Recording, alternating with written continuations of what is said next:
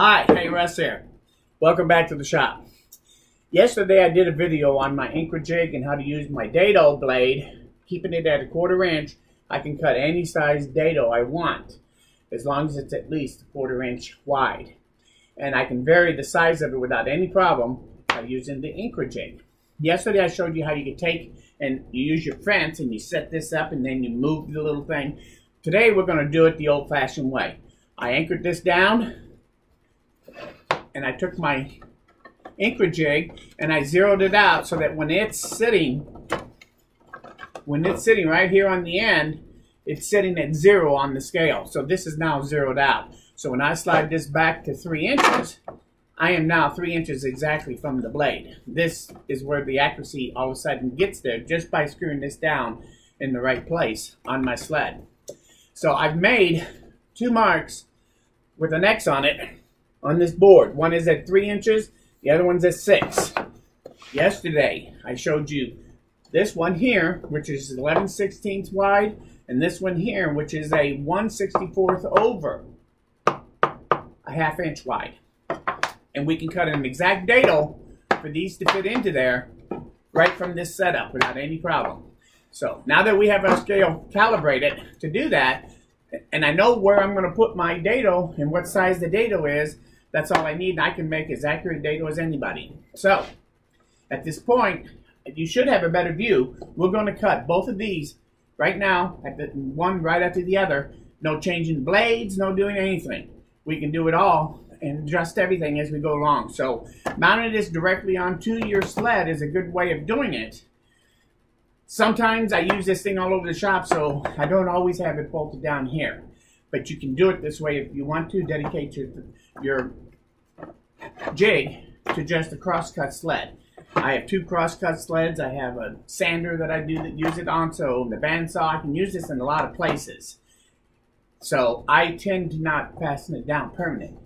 But it's a great little jig to be able to move it around also. And I can take it on and off of here without any problem. So now we're going to show you how to use this. Let's make those same 2 dados that we did yesterday. The only difference is I don't have to measure these since we did it yesterday. They are the same size. There's no doubt in my mind.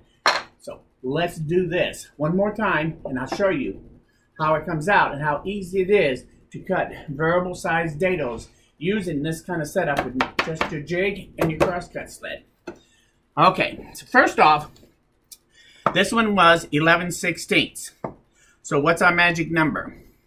11/16 minus 1/4 inch, 7/16. So I'm going to set this right at 3 inches, which is where I want the left-hand shoulder of my dado to be. I make sure my height is set where we want it, and I'm ready to start cutting the dado. Put it up against my jig, turn it on, and make my first cut.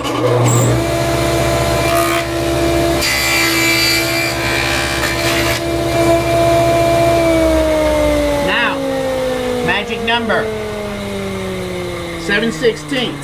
So we're going to move this over 7/16 of an inch.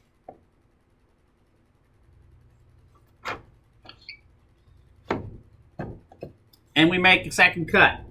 And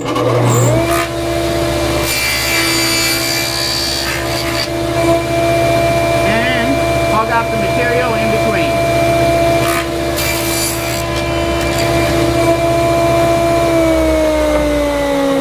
And there we have it. And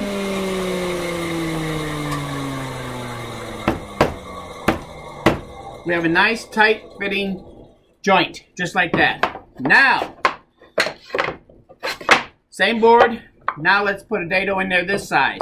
This is 1/2 inch plus 1/64. So I did this one right at 6 inches. So 6 inches is where I want to put it to begin with. And snug it down. Bring it over, and I'm lined up. Make my first cut.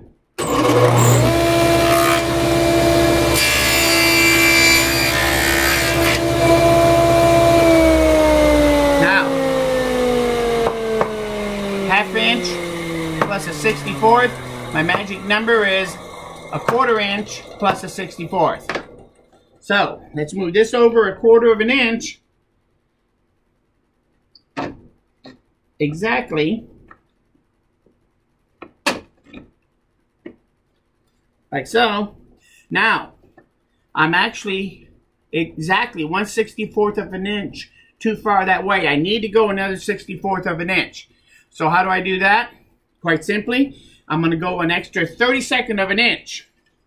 So I move it over 1 tooth.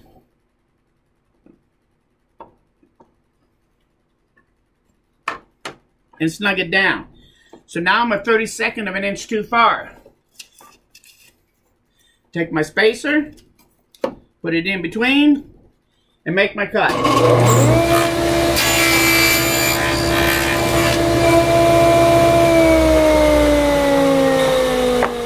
Let's cut out the big material in between.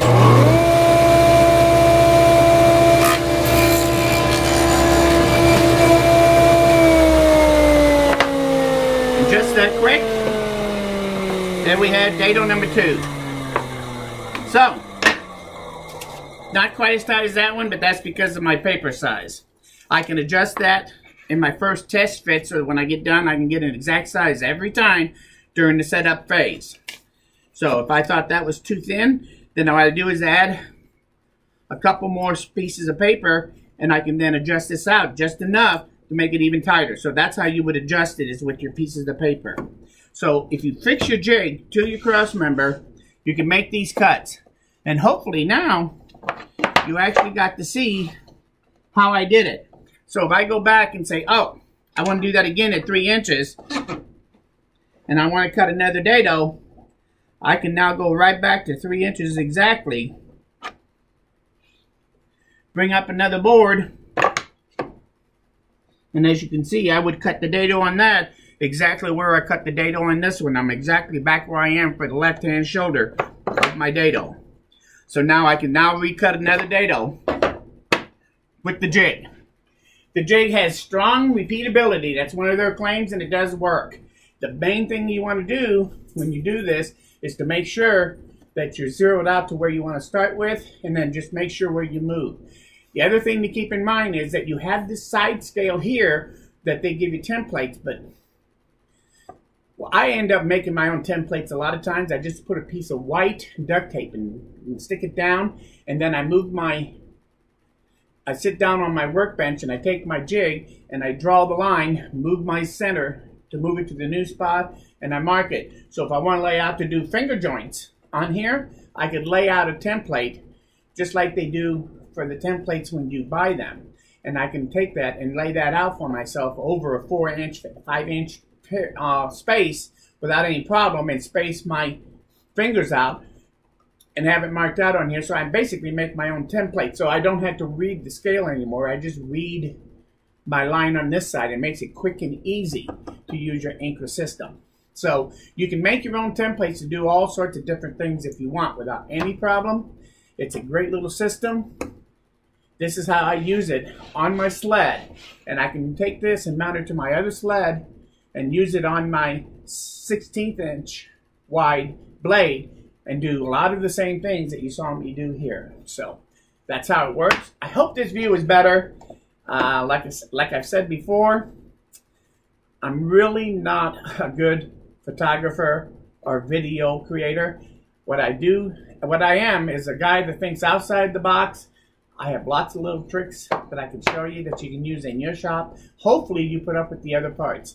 And if you see something that doesn't seem right or you want to see it better, you tell me and I'll do it better. This is not a problem. So that's why I did the follow-up, and I did it this way to show you. And hopefully you can see it better. So I want to thank that gentleman for the comment. If you want to know who that is, just go read my comments on my last video and you'll see.